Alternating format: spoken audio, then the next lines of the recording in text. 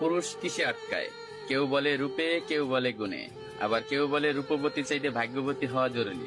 আবার কখনো কখনো তো এটাও শোনা যায় যে পুরুষ মায়ায় আটকায়। আসলে পুরুষ আটকায় কিসে? এক দেশের এক রাজা ছিল। তার এত ধন সম্পত্তি থাকা সত্ত্বেও তার জীবনে মনে হচ্ছে ভালোবাসার অভাব। তাকে একা একা বোধ হচ্ছে। তাই সে আর এক দেশের এক রাজকন্যাকে বিয়ে করে আনলো। বিয়ে করে আনার পরও তার মনে হচ্ছে তার জীবনে ভালোবাসার অভাব।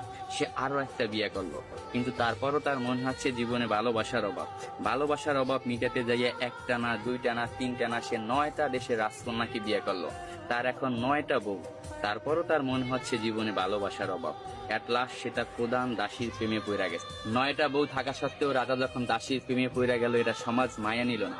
তার বউরা তো একেবারেই নিল না। তার বউরা রাজাকে প্রশ্ন করলো, এমন কি জিনিস আমাদের ভিতরে নাই যেটা ওই দাসীর ভিতরে আছে? আপনার যদি বউ দরকার হয়, আপনি অন্য কোনো রাজার মেয়েকে বিয়ে করবেন, আপনি দাসীকে কেন বিয়ে করবেন?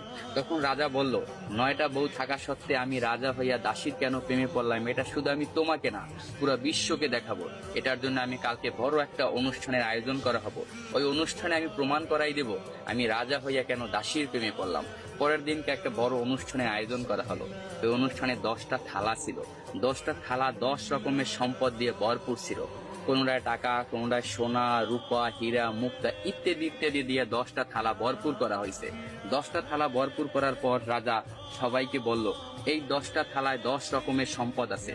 আমার 9 জন বউ এবং আমি যাকে ভালোবাসি আমার দাসী, এই টোটাল 10 জন, যে যে থালাটা ধরতে পারবে সেই থালার সম্পদ তার। এই কথা শোনার সাথে সাথে তার যে 9টা বউ ছিল দৌড়াইয়া যাইয়া এক একজনে এক একটা থালা ধরলো, কিন্তু তার যে দাসী সে দাঁড়াই ছিল, সে কোনো প্রকার থালা ধরলো না। তখন রাজা প্রশ্ন করলো তার দাসীকে, কি হলো, তুমি সম্পদ কেন ধরলা না? আমি তো বইলাই দিছিলাম যে যে যে থালা ধরতে পারবে সেই থালার সম্পদ তার। তখন দাসী বলল, কে বললো আমি ধরি নাই? আমি তো আমার সম্পদ ধইরেই দাঁড়াই রয়েছি। রাজামশাই, আপনি ভালো করে তাকাই দেখেন, আপনার জামা আমার হাতে ধরা। আমি আপনার জামা দইরা বইছি। আমার কোনো ধন সম্পদ চাই না, আমি আপনাকে চাই। আমি যদি আপনাকে পাই, এরকম ধন সম্পদের আমার অভাব হবে না। আমি কিছুই চাই না, শুধু আপনাকেই চাই। আমি তাই আপনার জামা দইরা দাঁড়াই রেছি। তখন রাজা অর্থ হাসিতে হাইসা পড়লো এবং সবাইকে বলল, দেখো রাজদরবার বাসীরা, তোমরা সবাই দেখো, রাজার 9টা বউ থাকা সত্ত্বেও রাজা কেন দাসীর প্রেমে পড়ছিল।